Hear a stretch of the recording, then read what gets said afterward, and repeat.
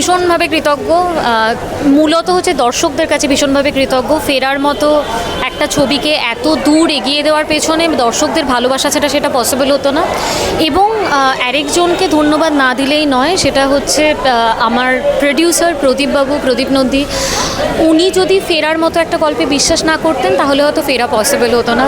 সঞ্জয় স্যারকে ভীষণ মিস করছি। ঋত্বিক দা আজকে এসেছিলেন সেলিব্রেশনে।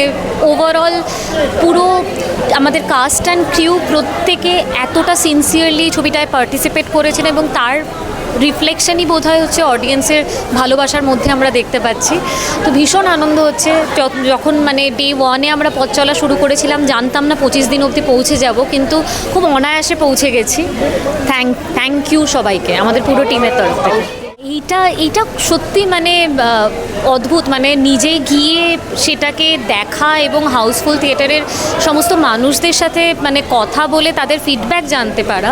এবং এরকম বহু মানুষ আছেন মানে যারা ফেসবুকে, ইনস্টাগ্রামে, বিভিন্ন জায়গাতে তারা নিজেরা মানে নিজে থেকে রিভিউ লিখেছেন লম্বা এবং নিজেদের অভিজ্ঞতা, তাদের সম্পর্কের অভিজ্ঞতাগুলো শেয়ার করেছেন। সেগুলো মানে সত্যি মানে আমরা ভীষণভাবে আবার বলছি যে মানে গ্রেটফুল পুরো।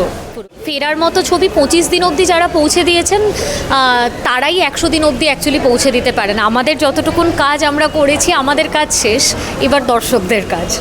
আমার মনে হয় কোথাও একটা মানুষ কানেক্ট করতে পেরেছেন ইমোশনালি নিজের জীবনের গল্পের সাথে। অ্যাটলিস্ট সেটাই মানে 99% লোক যখন মানে যাদের সাথে সামনাসামনি কথা হয়েছে তাদের কাছ থেকে জানতে পেরেছি, তারা বলেছেন তাদের জীবনের কোনো না কোনো একটা প্রতিফলন ছবিটার মধ্যে তারা দেখেছেন।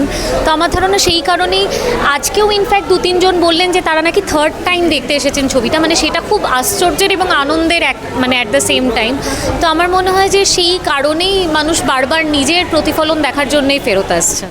যার জন্যই হোক আমরা ভীষণভাবে আনন্দিত আর কি।